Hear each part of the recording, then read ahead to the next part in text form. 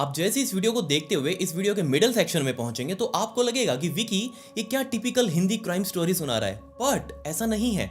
ये वीडियो आपके माइंड से, आपकी सोच से बिल्कुल अलग, आपने जो सोचा हुआ होगा कि इस वीडियो के अंदर आगे ये होगा, वैसा बिल्कुल भी नहीं होने वाला। बट ठंड आनी शुरू हो चुकी है और इस ठंड में आपके हाथों की उंगलियां अकड़ ना जाएं, इसलिए उनको लाइक बटन के ऊपर दबा दबा कर बार बार वार्म अप कर लें। सब्सक्राइब बटन के ऊपर भी क्लिक कर दें, कमेंट्स में पिक में लिख दें, लेट्स डाइव इन।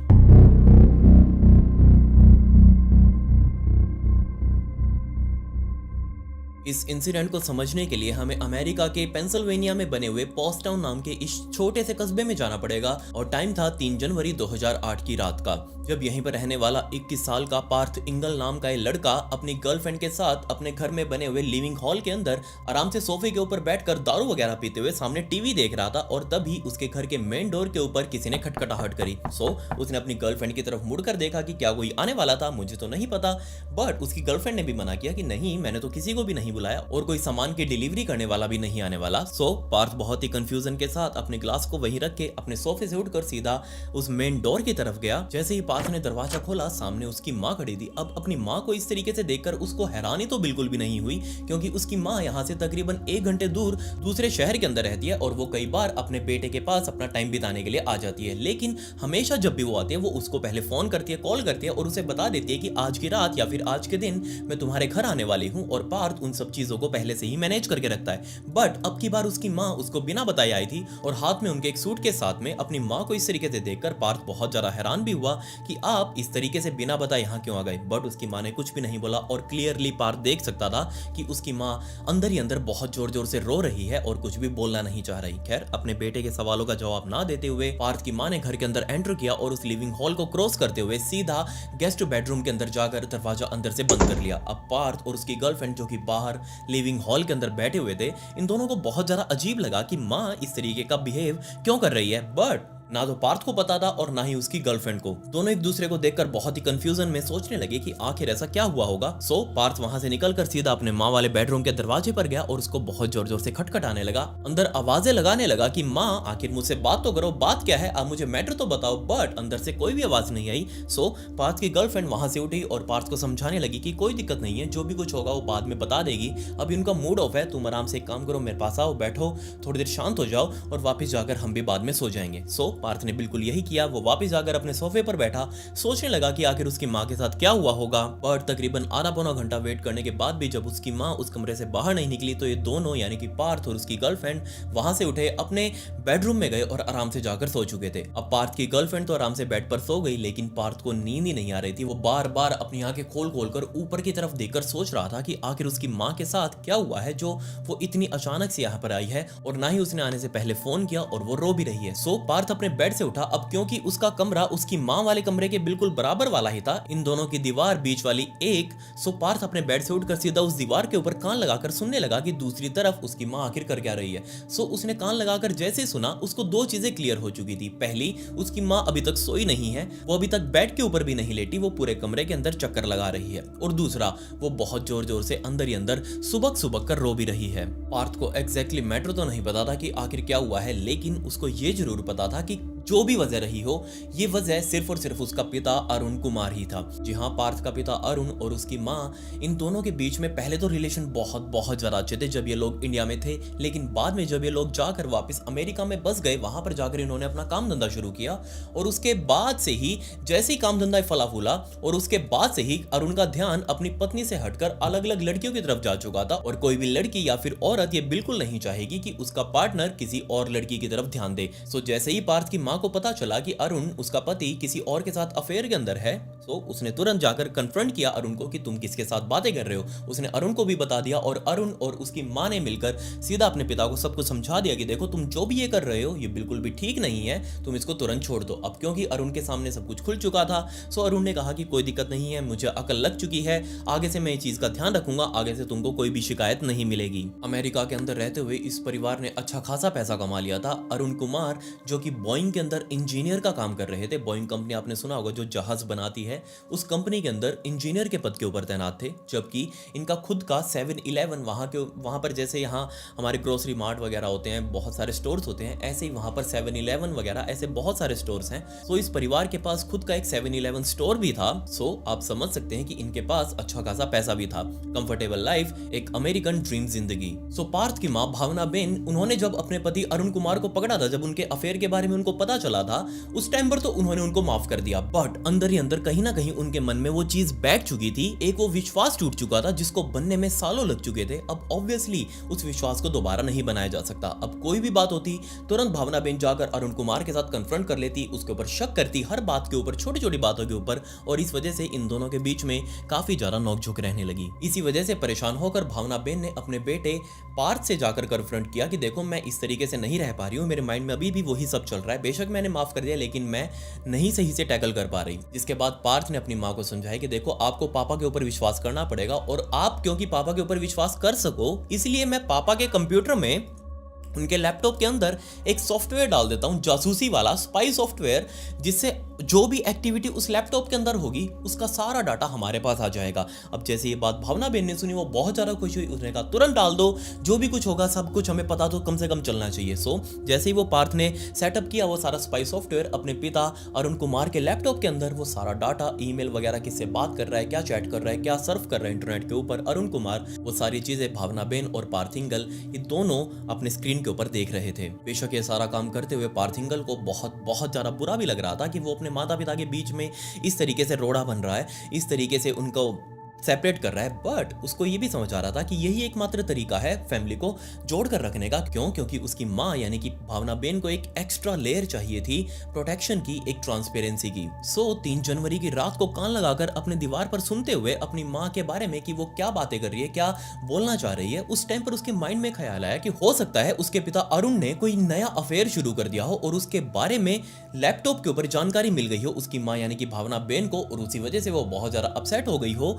ये सारी चीजें माइंड में थी उसकी, और उसने अपना कान वहां से हटाया और वापस आकर अपने बेड के ऊपर लेट चुका था और सोचने लगा कि आखिर ऐसा क्या हुआ होगा, किससे अब नया अफेयर उसके पिता ने शुरू कर दिया। बट इतने में ही एक और सुबह की भरी आवाज बराबर वाली दीवार से आ रही थी, मतलब कि उस कमरे से आ रही थी जिसमें वो भावना बेन चक्कर लगा रही थी। तो दोबारा से पार्थिंगल उठा और दोबारा से अपना कान लगाकर सुनने लगा कि अब की बार वो क्या कहना चाह रही है। बट अब की बार चलने फिरने की बजाय उसकी माँ एक जगह यानी कि बेड के ऊपर बैठ चुकी थी और किसी से फोन के ऊपर बात कर रही थी, और ये बातें क्लियरली अब पार्थिंगल सुन रहा था। बट जैसे ही पार्थिंगल ने वो सारी बातें सुनी अपनी माँ की वो फोन पर कि वो किससे बातें कर रही है, उसको ये तो नहीं पता चला कि वो किससे बातें कर रही थी उस फोन पर, बट वो सारी बातें उसने सुन ली और वो सच में बहुत ज्यादा हैरान कर देने वाली थी। जी हाँ, उसकी माँ फोन पर किसी को बता रही थी कि अरुण ने अपना एक लाइफ इंश्योरेंस पॉलिसी लिया पूरे परिवार की, यानी कि पार्थ की भी और उसकी माँ भावना बेन की भी, और इन दोनों की लाइफ इंश्योरेंस पॉलिसी में $3.6 मिलियन का टर्म इंश्योरेंस मिलेगा, जिसके अंदर सीधे तौर पर बेनिफिशियरी अरुण कुमार खुद था। ये सारी चीजें पार्थिंगल कान लगाकर सुन रहा है और वो उसकी माँ किसी को फोन पर बता रही है। दूसरी तरफ भावना बेन फोन पर ये बोल रही थी कि अब तो उसको अपने रिश्ते की टेंशन नहीं है कि अरुण कुमार उसको डिच कर देगा या फिर किसी और के साथ अफेयर बना लेगा, बल्कि अब तो उसको दिक्कत थी खुद की जान की, क्योंकि अब उसके पति अरुण ने लाइफ इंश्योरेंस पॉलिसी ली थी। अब सीधे तौर पर अगर इनको कुछ होता है तो उसका बेनिफिट अरुण कुमार को मिलने वाला था। उसके बाद भावना बेन ने वो फोन कट किया और दोबारा से कमरे के अंदर चक्कर लगाने लगी। साइड वाली दीवार पर कान लगाकर खड़ा हुआ वो पार्थिंगल, उसने भी अपना कान वहां से हटाया और सोचने लगा कि सीरियसली उसके पिता इतना गिर सकते हैं। उसको तो विश्वास ही नहीं हो रहा। बेशक उसको पता है कि उसके पिता एक अच्छे पिता तो बिल्कुल भी नहीं है, लेकिन वो इतना गिर जाएंगे, वो अपनी पत्नी को और अपने बेटे को ही हर्ट करेंगे सिर्फ और सिर्फ पैसों के लिए।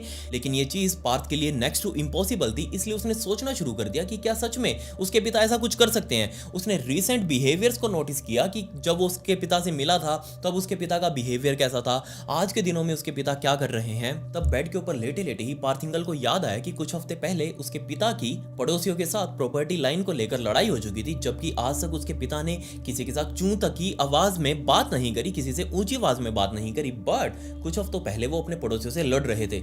इतना ही नहीं, इस इंसिडेंट के सिर्फ 3-4 दिनों बाद, क्योंकि अब अरुण कुमार यानी कि पार्थिंगल के पिता एक बोइंग में इंजीनियर हैं, उनके अपने घर के छोटे मोटे मैकेनिकल काम करने में भी कोई दिक्कत नहीं आती, इसलिए उन्होंने अपने घर के अंदर एक वो टूल बॉक्स मंगवाया हुआ था ताकि छोटे मोटे काम वो खुद से ही निपटा सके। तो उनके खुद के घर की, जिसमें वो उसकी माँ और पिता रहा करते थे, उसके घर की बाथरूम की सिंक अचानक से खराब हो गई, वो रुक चुकी थी। सो अरुण कुमार ने अपने वो टूल बॉक्स निकाला और आराम से फर्श के ऊपर बैठकर उस सिंक को ठीक करने लगे। बट अचानक से ही उनके माइंड में कुछ आया और उन्होंने उस टूल बॉक्स को वहीं छोड़ा। सारा सामान इधर उधर वहीं बिखरा पड़ा था और उसको जस्ट वहीं छोड़कर वहां से निकल चुके थे, जबकि अरुण कुमार को इन टूल बॉक्स से बहुत बहुत ज्यादा प्यार था, क्योंकि वो बचपन से ही इन सभी के बीच में खेलते आए थे। ये सारी बातें माइंड में लेकर पार्थिंगल अपने बेड से उठा, बहुत धीरे से उसने अपने कमरे का दरवाजा खोला, बाहर लिविंग एरिया में आया, उसने अपना लैपटॉप ऑन किया और दोबारा से उस सॉफ्टवेयर के ऊपर हाथ पैर मारने लगा कि आखिर उसको कुछ ऐसा मिल जाए अपने पिता के कंप्यूटर के अंदर, जिससे जो उसकी माँ बातें बता रही है उसके ऊपर कुछ ना कुछ झूठ साबित हो सके। मतलब वो चाह रहा था कि जो उसकी माँ सोच रही है वो सारा एक ओवर रिएक्टिंग हो, वो सारा कुछ झूठ हो और उनकी जान के ऊपर कोई खतरा ना हो। लेकिन एक साइड उसके माइंड में ये भी था कि अगर उसकी माँ की सारी बातें सच हुई तो ऑब्वियसली ना सिर्फ उसकी माँ को बल्कि उसकी खुद की भी जान को खतरा था अपने ही पिता से। पार्थिंगल ने अपने उस जासूसी वाले सॉफ्टवेयर के अंदर उंगलियां चलानी शुरू करी। तो उसी सॉफ्टवेयर के अंदर पार्थिंगल को ना सिर्फ उन्हीं सब टर्म इंश्योरेंस पॉलिसीज के पेपर्स मिले जिसके अंदर सब कुछ चीजें डिटेल में लिखी हुई थी कि अगर पार्थिंगल को कुछ हो जाता है तो उसके बदले उसका टर्म इंश्योरेंस उसके पिता को मिलेगा, अगर उसकी पत्नी को कुछ हो जाता है तो भी उसके बदले उसका टर्म इंश्योरेंस उसके पति को मिलेगा। वो सारे पेपर्स तो मिले ही, इसके अलावा बहुत सारी ऐसी चीजें थी जो लिटरली पार्थिंगल की समझ से बाहर थी। उसने एक एक करके सभी चीजों को देखना शुरू किया, पूरे लैपटॉप के अंदर एक एक करके सभी उसने वो पेपर्स देखे, क्योंकि उनके अंदर बहुत बहुत कुछ शेडी था। जी हाँ, उसके पिता ने बहुत सारे फेक पेपर्स बनवाए हुए थे, अलग अलग पासपोर्ट के, मतलब कि अलग अलग नाम वाले पासपोर्ट्स के।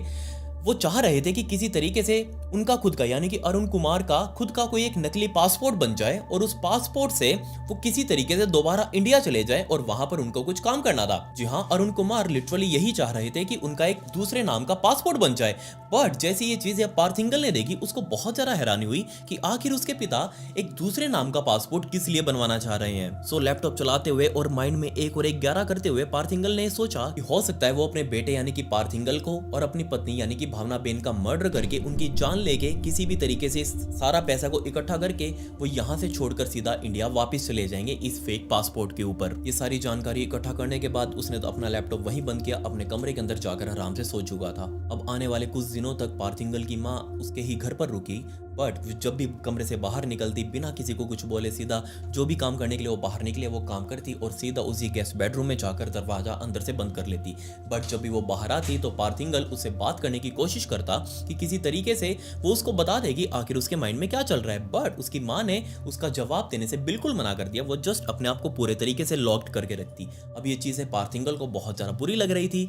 कुछ दिनों तक वेट करने के बाद फाइनली पार्थिंगल के अंदर इतनी हिम्मत आई, वो खड़ा हुआ, वो वापस उसी गेस्ट बेडरूम के दरवाजे पर गया, जाकर दरवाजा नॉक किया। उसकी माँ ने दरवाजा खोला और बताने लगा कि माँ, मुझे पता है, मैंने सारे वो ईमेल्स वगैरह पढ़ लिए, मैंने आपकी बातें भी सुनी थी और जो चीजें मुझे पता लगी हैं ना सिर्फ उस पर आपकी जिंदगी निर्भर करती है बल्कि उसमें मेरी भी जिंदगी शामिल है और हमें इस चीज का कोई ना कोई इलाज ढूंढना पड़ेगा क्योंकि ये चीज हमारे लिए जानलेवा भी हो सकती है। दोनों ने एक दूसरे के साथ डिटेल्स डिस्कस करी, जिसको जो पता था उसने वो बताया और फाइनली इन दोनों के बीच में एक डिसीजन हुआ कि हाँ, हम पुलिस वालों को बताएंगे कि अरुण कुमार के माइंड में ऐसा कुछ चल रहा है और वो हमारी जान लेना चाहता है। इसलिए अपने सारे प्रूफ पार्थिंगल ने वो प्रिंट कर लिया अपने लैपटॉप से, जितने वो ईमेल्स थे, वो पेपर इंश्योरेंस पॉलिसीज वगैरह थी, वो फेक पासपोर्ट की एप्लीकेशन वगैरह थी, वो सारी चीजें वो प्रिंट कर ली उन्होंने। और उन सभी चीजों को लेकर अगले दिन पार्थिंगल अकेला ही पोस्टडाउन पुलिस स्टेशन में गया और वहां जाकर पुलिस वालों के सामने सब कुछ चीजें डिस्कस करी और वो सारे पेपर्स भी दिखाए जो जो चीजें उसको उस लैपटॉप में मिली थी।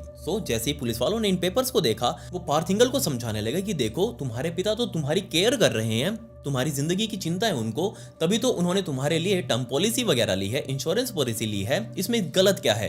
गलत पार्थिंगल ने बताया कि देखो, वो फेक पासपोर्ट वाली एप्लीकेशन वो भर रखा है उन्होंने वो फॉर्म और वो कभी भी जाकर इसको अप्लाई करके नया पासपोर्ट बनवा सकते हैं। बट पुलिस वालों ने कहा कि देखो, एप्लीकेशन भरना कोई जुर्म नहीं है, बट इस एप्लीकेशन को प्रोसेस करवाना, इसकी फाइल लगाना, वो चीज गलत है। बट अभी तक तुम्हारे पिता ने क्योंकि ये फाइल लगाई नहीं है, उन्होंने जस्ट इसका फॉर्म भर के इसको स्कैन करके अपने पास रखा हुआ है, सो ये कोई जुर्म नहीं है। तुम भी ऐसा कुछ कर सकते हो, बेशक कर लो, लेकिन जब तुम इसको अप्लाई करोगे तब वो जुर्म माना जाएगा। इसलिए अभी तक तुम्हारे पिता ने कोई अप्लाई नहीं किया तो इसको हम जुर्म नहीं मानेंगे। इसलिए हम तुम्हारे पिता को बिल्कुल भी गलत नहीं समझते।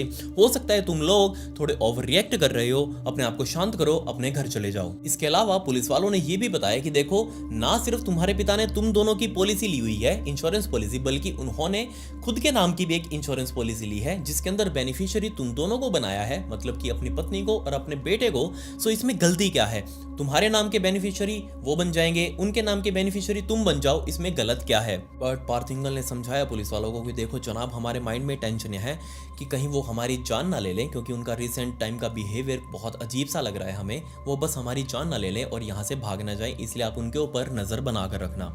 पुलिस वालों ने कहा कोई दिक्कत नहीं है, कुछ भी होगा हम उससे पहले एक्शन जरूर लेने की कोशिश करेंगे। ये कहकर पार्थिंगल वहां से उठा, उसने अपने सारे पेपर्स वापस समेटे और उनको लेकर वापस घर आ चुका था। आने वाले कुछ और दिनों तक भावना बेन अपने बेटे पार्थिंगल के साथ ही रही, जबकि इन दिनों के बीच में अरुण कुमार के भी फोन काफी बार भावना बेन के पास आए कि तुम कहां पर हो। तो भावना बेन ऑब्वियसली ये कहती कि मैं अपने बेटे के पास हूं। तो अरुण कुमार को कोई दिक्कत भी नहीं थी, उसने कोई जल्दबाजी नहीं करी कि तुम यहाँ मेरे पास आ जाओ वापस, मुझे तुम्हारी जरूरत है, या फिर कुछ भी ऐसा नहीं कहा, या फिर कुछ भी ऐसा भड़काऊ भी नहीं कहा जिसको सुनकर या फिर फील करके भावना बेन को या फिर पार्थिंगल को गुस्सा आए। सो भावना बेन ने अपने बेटे पार्थ को कहा कि देखो तुम और जरा डीपली इसके कंप्यूटर को चेक करो, कुछ ना कुछ हमें यहीं से मिल सकता है, वरना तो ये कुछ भी ऐसा एक्शन ही नहीं ले रहा या फिर ऐसी कोई बात नहीं कर रहा जिससे हमको इसके ऊपर शक हो। सो पार्थिंगल ने दोबारा से अपना लैपटॉप खोला और दोबारा से अपने वही हाथ पैर मारकर अंदर देखने लगा कि क्या पता उसको अपने पिता अरुण कुमार के कंप्यूटर में कुछ तो अजीब मिल जाए, कुछ तो ऐसा मिल जाए जिससे वो प्रूव कर सके कि उनका पिता उनकी जान लेना चाह रहा है। सो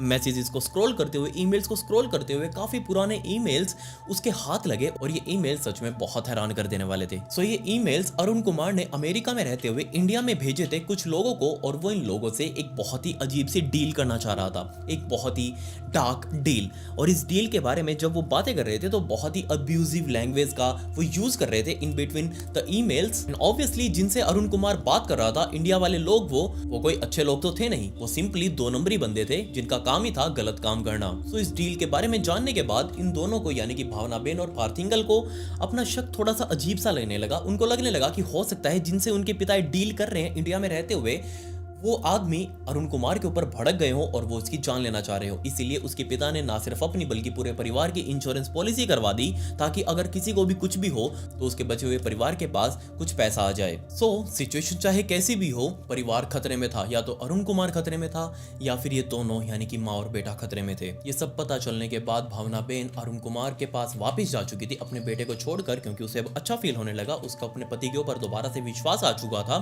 सो वो वापिस जाकर अपने पति के पास रहने लगी और पार्थिंगल डेली अपने माँ के पास जाकर चेक करता कि क्या वो सही सलामत है या नहीं, उसके साथ कुछ हुआ तो नहीं, और वो जाकर डिस्कस भी करते कि जो चीज हम सोच रहे थे वैसा कुछ भी नहीं है, ये तो बिल्कुल एक मामूली सी बात ही थी। सो 20 जनवरी 2008 की सुबह हो चुकी थी, मतलब कि 17वां दिन आ चुका था। 17 दिन पहले उसकी माँ वो रात को रोते रोते उसके घर पर आई थी पार्थिंगल के। अब 17 दिनों बाद सुबह सुबह 20 जनवरी को पार्थ डेली की तरह अपना लैपटॉप लेकर बैठा और दोबारा से सर्च करने लगा कि कहीं उसके पिता ने कोई नई कन्वर्सेशन, कुछ नया सर्च वगैरह तो नहीं किया अपने खुद के लैपटॉप के ऊपर। सो अपने लैपटॉप के ऊपर चेक करते हुए उस दिन सब कुछ बदल चुका था। क्योंकि अपने पिता का लैपटॉप चेक करते हुए उसको एक नया इंसान दिखा उसकी ईमेल लिस्ट के अंदर, और ये इंसान कोई और नहीं बल्कि एक महिला थी। बेशक उसकी माँ नहीं, ये कोई और महिला थी, और उस महिला से उसका पिता यानी कि अरुण कुमार बातें कर रहा था कि उसके पास बहुत सारा पैसा आने वाला है। वो उस महिला के साथ उस डील के बारे में डिस्कस कर रहा था जो कि वो इंडिया में करने वाला है, और उस डील से उसके पास बहुत सारा पैसा आ जाएगा और उसके बाद वो यहाँ से भाग जाएंगे। At the end of this conversation उसने उसको कहा कि हाँ वो उसे बहुत ज्यादा प्यार करता है और बाद में हम दोनों साथ रहेंगे। ऑब्वियसली ये चीज पार्थिंगल के लिए बहुत ज्यादा हैरान कर देने वाली थी। उसको समझ आ चुका था कि उसके पिता का कहीं और अफेयर चल रहा है, और ये जिससे बात कर रहे हैं तो उसकी माँ तो है नहीं, ये कोई और ही है जिसको वो नहीं जानता, जिसको उसकी माँ भी नहीं जानती। और दूसरी बात, ये कॉन्ट्रैक्ट के बारे में पैसा आएगा, ऐसे कैसे आएगा, ये उस इंडिया में होने वाली डील के बारे में बात चल रही है जिससे बहुत सारा पैसा आने वाला है। बट सब कुछ पार्थिंगल को बहुत ज्यादा शेडी लग रहा था, या फिर पार्थिंगल को लग रहा था कि ये पैसा किसी इंश्योरेंस पॉलिसी से आने वाला होगा, या तो उसकी माँ या फिर मैं, हम दोनों में से, या फिर हम दोनों ही खुद मरेंगे और उसके बदले में उसके पिता इंश्योरेंस क्लेम करेंगे और वो पैसा लेकर ये दोनों यानी यानी कि जिससे वो बात कर रहे हैं अभी ईमेल के ऊपर, ये दोनों यहाँ से भाग जाएंगे। इसके अलावा पार्थिंगल को एक और मैसेज मिला जिसमें अरुण कुमार एक अलग आदमी से बात कर रहा था और उसको बता रहा था कि उसके पिता यानी कि पार्थ के दादा की मौत हो चुकी है इंडिया के अंदर और उसको उनके अंतिम संस्कार के ऊपर जाना है, बट वो जाएगा अकेले ही, ना ही अपनी पत्नी यानी कि भावना बेन को साथ लेकर जाएगा और ना ही अपने बेटे यानी कि पार्थिंगल को साथ लेकर जाएगा, वो बिल्कुल अकेला जाएगा। सबसे पहली बात तो पार्थिंगल को झटका लगा ये सोच कर कि उसके दादा मर चुके हैं, और दूसरी बात उसको नहीं बुलाया गया, ऐसा क्यों? क्या उसके पिता उसको यहीं पर मारकर यहाँ से भागना चाहते हैं अपने पिता की यानी कि उसके दादा के अंतिम संस्कार के लिए? वो उसको यहाँ पर मर्डर करके जाएंगे। ये सारी चीजें पार्थिंगल के माइंड में घूमने लगी थी। पार्थिंगल ने अपना लैपटॉप वहीं पर बंद किया। उसके माइंड में बहुत ज्यादा टेंशन थी। उसको समझ आ चुका था कि उसको जो भी कोई एक्शन लेना है उसको अभी लेना पड़ेगा, क्योंकि उसके पास टाइम बहुत बहुत कम है। उसने तुरंत अपना फोन उठाया, अपनी माँ को फोन किया और सब कुछ डिटेल में बताया कि उसने क्या अभी अभी उसके लैपटॉप में देखा है। इन दोनों ने मिलकर एक बहुत ही अजीब सा प्लान बनाया। पार्थ की मां तुरंत गाड़ी लेकर पार्थ के अपार्टमेंट पर आ चुकी थी और उसी रात 9:15 बजे के आसपास पार्थ अपनी गाड़ी लेकर निकला सीधा अपने पिता से कन्फ्रंट करने के लिए कि जो भी कुछ चल रहा है ये सब कुछ क्या है और आप हमारे बारे में क्या सोच रहे हो। गाड़ी चलाते हुए पार्थ माइंड के अंदर बहुत ज्यादा ओवर कॉन्फिडेंट हो चुका था, क्योंकि उसको लग रहा था कि वो सीधा जाकर अपने पिता से लड़ाई करेगा। अब क्योंकि उसकी हाइट 6 फुट से भी ज्यादा लंबी और उसके पिता उससे छोटे हाइट के अंदर, सो वो अपने पिता को इजीली काबू कर लेगा, उनसे सारे आर्ग्यूमेंट्स जीत जाएगा अपने बल से। रात के 11:15 बजे के आसपास पार्थ अपने पिता के घर पर पहुंच चुका था। उसने गाड़ी पार्किंग में लगाई, गाड़ी से बाहर निकलकर सीधा अपने पिता के दरवाजे पर गया। उसने दरवाजा खटखटाया और कुछ ही सेकंड्स में अरुण कुमार खुद अपना दरवाजा खोलने के लिए आए और दरवाजा खोलकर सामने देखा उन्होंने उनका बेटा पार्थ इंगल खड़ा हुआ है और बहुत ज्यादा गुस्से में। उसके पिता ने पूछा, हाँ भाई बताओ क्या बीमारी है? तब पार्थ ने कहा कि मुझे आपसे बात करनी है, और ये कहकर उसने सीधा अपने पिता को धक्का मारा और खुद घर के अंदर जा चुका था। उसके पिता उसके पीछे पीछे आए और रोककर उसको पूछने लगे कि हाँ भाई बता तो दे क्या बीमारी है, तू यहाँ पर आया क्यों है और ऐसे मुझसे क्यों बात कर रहा है? तब पार्थ ने दोबारा से अपने पिता की आंखों में आंख डाली और कहा कि देखो जो तुम कर रहे हो वो सब कुछ हमें पता है, बट तुम्हारे पास 2 ऑप्शन है, या तो दोबारा से तुम पूरे फैमिली मैन बन जाओ, मम्मी के लिए पूरी तरीके से फेथफुल रहो और उनके साथ अपना रिश्ता चलाओ। अगर ये नहीं कर सकते तो हमें मजबूरन पुलिस स्टेशन में जाना पड़ेगा और तुम्हारी कंप्लेंट करेंगे, क्योंकि हमें सब कुछ पता चल चुका है जो जो तुम करने वाले हो या फिर जो तुम कर रहे हो, और अगर पुलिस वालों को बता दिया तो पुलिस वाले तुम्हें जेल में डाल देंगे और यहाँ से तुम बाहर भी नहीं निकल पाओगे, तुम्हारी जमानत लेने वाला कोई नहीं होगा। बिना कुछ जवाब दिए अरुण कुमार उसको इग्नोर करते हुए सीधा अपने बेडरूम की तरफ भागे और बहुत तेजी से अपने बेडरूम के अंदर घुसे। पार्थ इंगल की आंखों से वो ओझल हो चुके थे। तब पार्थ इंगल के माइंड में आया कि हो सकता है उन्होंने अपने बेडरूम के अंदर कोई वेपन वगैरह छुपा कर रखा हो, कोई हथियार रखा हुआ हो जिससे वो उसका मर्डर करने वाले हैं। तो इसीलिए पार्थिंगल भी बहुत जोर से बहुत तेजी से उसके बेडरूम की तरफ गया और वहां जाकर उसको जो दिखा वो सच में थोड़ा सा तो अजीब था। पार्थिंगल जैसे उस कमरे में घुसा उसने देखा कि उसका पिता अरुण कुमार बेड के ऊपर बैठा हुआ है और दूसरी तरफ कोने में बाथरूम की तरफ देख रहा है। पार्थिंगल ऑब्वियसली कंफ्यूज कि उसके पिता बाथरूम की तरफ क्यों देख रहे हैं, बट पार्थिंगल को जल्दी फील भी हो गया कि वो सिर्फ बाथरूम की तरफ नहीं देख रहे, बल्कि बाथरूम के अंदर कुछ चीज है वो उसकी तरफ घूर रहे हैं। जी हाँ, नीचे बाथरूम के फर्श के ऊपर एक टूल बॉक्स का सेट फैला हुआ था, वो भी तभी से जब वो सिंक ठीक करने के लिए अरुण कुमार ने वो टूल बॉक्स निकाला था और उसके सारा सामान नीचे तब से ही पड़ा हुआ था। और उन्हीं टूल बॉक्स के अंदर एक पाइप रिंच मौजूद था और उसी पाइप रिंच को अरुण कुमार बहुत दूर से घूर रहे थे और ये चीज पार्थिंगल को फील हो चुकी थी। पार्थ को तुरंत समझ आ चुका था कि उसके पिता किसी भी तरीके से वहां से उठकर इस पाइप रिंच को उठाना चाहते हैं और वो इसी से ही उसका मर्डर करेंगे। पार्थिंगल को पता था कि अगर उसने ये पाइप रिंच नहीं उठाया तो उसके पिता बेशक ये चीज उठा लेंगे। अगली सुबह यानी कि 21 जनवरी 2008 की सुबह पार्थिंगल की मां यानी कि भावना बेन उस घर से निकलकर सीधा ड्राइव करते हुए अपने पति वाले घर पर पहुंची और वहां जाकर उसने एक ड्राइववे के अंदर अपनी गाड़ी पार्क करी, उतरकर अपने मेन दरवाजे पर गई। उसने दरवाजा खटखटाया बट दरवाजा खुला ही हुआ था। पूरी रात वो दरवाजा खुला रहा। उस दरवाजे को खोलकर वो अंदर गई। अंदर एक अजीब सी शांति, कोई भी अंदर मौजूद नहीं था। वो चिल्लाती हुई अंदर इधर उधर भाग रही थी कि कोई तो आए, पार्थ आ जाए या फिर अरुण आ जाए, बट अंदर कोई भी मौजूद नहीं। सो वो चलते चलते सीधा उसी बेडरूम के अंदर गई जिस बेडरूम के अंदर पिछली रात ये दोनों भागते हुए गए थे। सो जैसे वो उस बेडरूम के अंदर गई, उस बेडरूम का हाल देखकर लिटरली उसको हार्ट अटैक आने ही वाला था। क्योंकि पूरी दीवारों के ऊपर खून ही खून मौजूद था और इसी बेडरूम के फर्श के ऊपर एक लाश पड़ी हुई थी और ये लाश इतनी ज्यादा बेदर्दी से बिगाड़ी गई थी कि इसको कोई भी पहचान ही नहीं सकता। सिर्फ कपड़े ही एकमात्र जरिया थे जिससे इसकी पहचान की जा सकती थी। असल में जो लाश नीचे पड़ी हुई थी वो उल्टी पड़ी हुई थी, मतलब कि फेस उसका डाउन और पीछे से उसका पूरा खोपड़ा खुला हुआ था, फटके फ्लावर हो चुका था और उसके सारा खून लिटरली पूरा डंप हो चुका था, ड्रेन हो चुका था पूरे रूम के फर्श के ऊपर। तो भावना बहन चिल्लाती हुई इस कमरे से बाहर निकली, घर के बाहर आई, उसने तुरंत 911 को कॉल किया, पुलिस वालों को बताया कि यहाँ अंदर सब कुछ क्या हुआ पड़ा है। पुलिस वाले मौके पर पहुंचे, उन्होंने लाश को कब्जे में लिया, सभी के बयान लिए और पुलिस वालों को लगभग 4 साल लग गए इस केस को सुलझाने में, इस झूठ के जाल को सुलझाने में, क्योंकि अभी तक मैंने आपको वीडियो के अंदर जो कुछ बताया ये सब कुछ तो नहीं कह सकता, बट इसमें से मेजॉरिटी ऑफ द पार्ट बिल्कुल झूठ था। असल सच क्या था वो 4 साल बाद पुलिस वालों के सामने आया, दुनिया के सामने आया, और जो सामने आया वो सच में बहुत हैरान कर देने वाला था, आपकी सोच से बिल्कुल परे। पूरी वीडियो के अंदर सिर्फ 3 चीजें ही सच थी। पहला, अरुण कुमार का एक अफेयर चल रहा था। दूसरा, उसने इंश्योरेंस पॉलिसी वगैरह भी ली थी, अपने परिवार की भी और खुद की भी। और तीसरा, अरुण कुमार किसी तरीके से अपनी फेक आइडेंटिटी बनवाना चाह रहा था। असल में ये भावना बेन और पार्थ हिंगल मिलकर प्लान बना रहे थे, मतलब कि पूरा प्लान जो मैंने आपको स्टोरी बताई ये सारा कुछ भावना बेन और पार्थ हिंगल के पॉइंट ऑफ व्यू से थी। ये सारी स्टोरी उनके व्यू से बिल्कुल सच थी। दूसरी तरफ एक प्लान अरुण कुमार भी बना रहा था और उस प्लान के अंदर भी मर्डर इन्वॉल्व था, बट वो मर्डर ना तो उसकी पत्नी का होने वाला था और ना ही उसके बेटे का। इनफैक्ट वो मर्डर होने वाला था उसका खुद का, यानी कि अरुण कुमार खुद से खुद का मर्डर करवाना चाह रहा था, वो भी इंडिया के अंदर। और अगर सही शब्दों में बात करूं तो अरुण कुमार ऐसा प्रिटेंड करना चाह रहा था कि उसका मर्डर हो चुका है। असल में अरुण कुमार यूएस के अंदर रहते हुए इंडिया में मौजूद कुछ अपने दोस्तों से बात कर रहा था, कुछ ऐसे 2 नंबरी दोस्त जो उसके फेक मर्डर को प्लान करें और उसके बिहाफ पर जो भी इंश्योरेंस पॉलिसी है उसका पैसा उसकी पत्नी और उसके बेटे के पास चला जाए, और जो फेक पासपोर्ट वो बनवाने की कोशिश कर रहा था इंडिया वाला, उस पासपोर्ट के ऊपर वो वापस वहां से उड़कर सीधा यूएस आ जाए। बट पार्थ हिंगल और उसकी माँ भावना बेन, इनको कुछ आइडिया ही नहीं था। उनको जस्ट ये लग रहा था कि उनका पिता और पति ये उनको मारना चाह रहा है, उनकी जान लेना चाह रहा है ताकि वो इंश्योरेंस का पैसा क्लेम कर सके। 20 जनवरी 2008 की रात को 9:15 बजे जब पार्थ अपने घर से निकला था अपनी माँ को टाटा बाय बाय करके, असल में उसकी माँ उसके घर पर थी नहीं, वो अपने पति अरुण कुमार के साथ उसी के घर पर थी।